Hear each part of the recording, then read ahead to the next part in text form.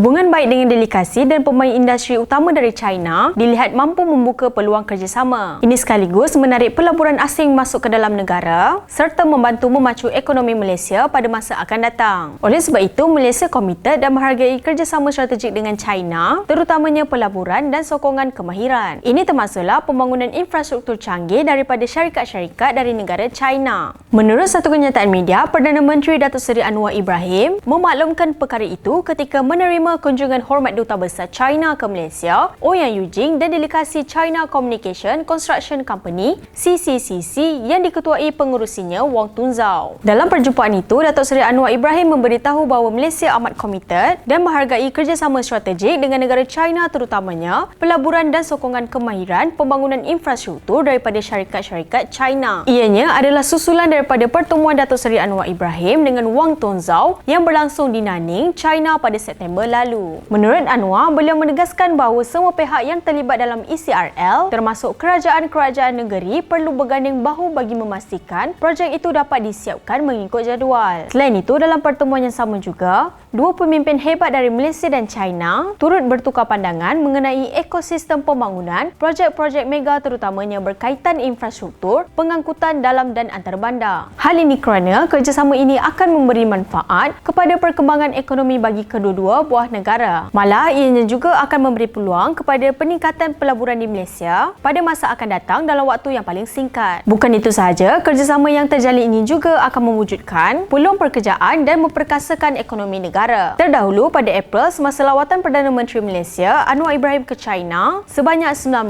perjanjian persefahaman telah dimeterai di antara syarikat-syarikat Malaysia dan syarikat-syarikat China. Ini sekaligus telah berjaya mengaut komitmen pelaburan sebanyak 170 bilion dari China ke Malaysia. Melihat kepada kerjasama hebat yang bakal dilakukan oleh negara China dan Malaysia ini, maka tidak heranlah bagaimana kedua-dua negara ini mampu membangun seiring dengan pemodenan dunia. Ini juga sekaligus membuktikan hubungan China dan Malaysia sudah berada di satu tahap yang lebih baik demi pembangunan dan kejayaan bersama. China Inspirasi Dunia.